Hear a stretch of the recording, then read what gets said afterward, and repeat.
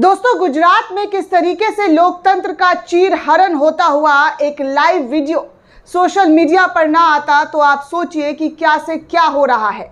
हमारे देश में वोट डालने के नाम पर लोगों के अधिकार के साथ किस तरीके से खिलवाड़ भाजपा के नेता के बेटे के जरिए किया गया, ये वीडियो, ये खबर मैंने आपको दिखा दिया कि कैसे सोशल मीडिया पर, फेसबुक पर बूथ को, जी हाँ, बूथ कैप्चरिंग करते हुए वो शख्स साफ तौर पर नजर आया। और फिर जब ये मामला ज़्यादा आगे बढ़ने लगा तो इस शख्स ने बड़े ही चालाकी से वीडियो डिलीट कर दिया। लेकिन खैर हो लोगों का कि ये वीडियो उन्होंने डाउनलोड कर लिया, वायरल कर दिया, जिसके बाद ये मामला संज्ञान में आया। संज्ञान में आते ही अब भारतीय जनता पार्टी के इस नेता के बेटे को पुलिस ने धर दबोचा है। एक तरफ मोदी जी कहते हैं कि ये हार का ठीकरा, जनता के नकार का ठीकरा ईवीएम पर फोड़ते हैं।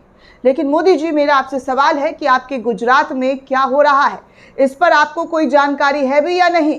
क्योंकि मोदी जी को वैसे तो मुझे लगता है हर एक बात की जानकारी है। इन दिनों अपनी रैली में कोई अभी कांग्रेस की तरफ से आह भी कर दे तो वो तुरंत अपनी रैलियों में बयान देने लग जाते हैं कि देखिए कांग्रेस वाले ने तो ये कर दिया, कांग्रेस वालों ने तो वो कर दिया। लेकिन मोदी जी, अपने पार्टी के कुकर्मों के बारे में आप रैलियों में क्यों नहीं बताते कि गुजरात के अंदर आपके पार्टी के नेता का बेटा कैसे बूथ को हैक कर चुका था, बूथ कैप्चरिंग कर रहा था, तस्वीरें सबके सामने थी।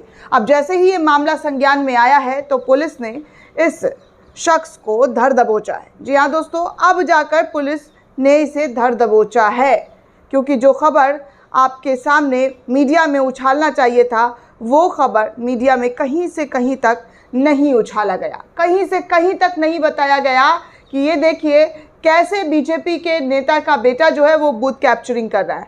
अब आपको बता दें दोस्तों कि इस खबर को, जी हाँ, इस खबर को मोहम्मद जुबैर की तरफ से उस वक्त भी शेयर किया गया था जब बूथ कैप्चरिंग का जो वीडियो सोशल मीडिया पर लाइव चल रहा था। अब फिर से मोहम्मद जुबैर ने इस वीडियो को शेयर करते हुए बताया कि son of BJP leader and BJP member Vijay who was scene capturing the booth and saying machine अपने बाप नू छे। बूथ कैप्चरिंग करते हुए इस शख्स ने गुजराती में कहा था कि मशीन जो है ईवीएम अपने बाप का है और इस वजह से ये वहाँ पर हैक कर रहा है। लेकिन अब पुलिस ने इसे पकड़ लिया है। इस शख्स को देखिए किस तरीके से सर झुकाकर पुलिस के सामने खड़ा हुआ है।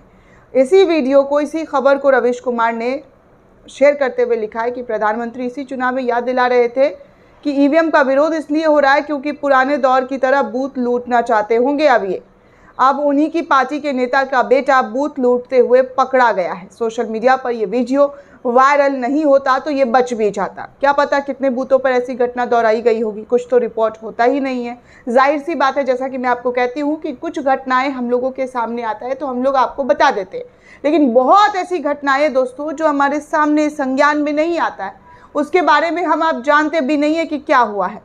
लेकिन यहाँ पर धर्म की राजनीति हमेशा अधर्म पैदा करती है। बीजेपी का नेता का ये बेटा अपराधी बन गया क्योंकि इसे भीतर, जी हाँ, इसके भीतर सही गलत की क्षमता जो है वो समाप्त हो चुकी है। ऐसा रवीश कुमार ने सोशल मीडिया पर शेयर करते हुए लिखा है कि कैसे बूथ कैप्चर करके लोकतंत्र की नींव हिला देने वाली घटना भाजपा नेता के बेटे के जरिए किया गया। बीजेपी के नेता के बेटा ये कहकर बूथ कब्जा कर रहे थे कि ईवीएम हमारे बाप की है, इसे कोई कुछ नहीं कर सकता है। सचमुच में लग ही रहा है कि ईवीएम इनके बाप की ही है, क्योंकि ये जो जिस तरीके से बूथ पर अपना कब्जा कर रहे थे, बूथ लूट रहे थे, ये सबके सामने है।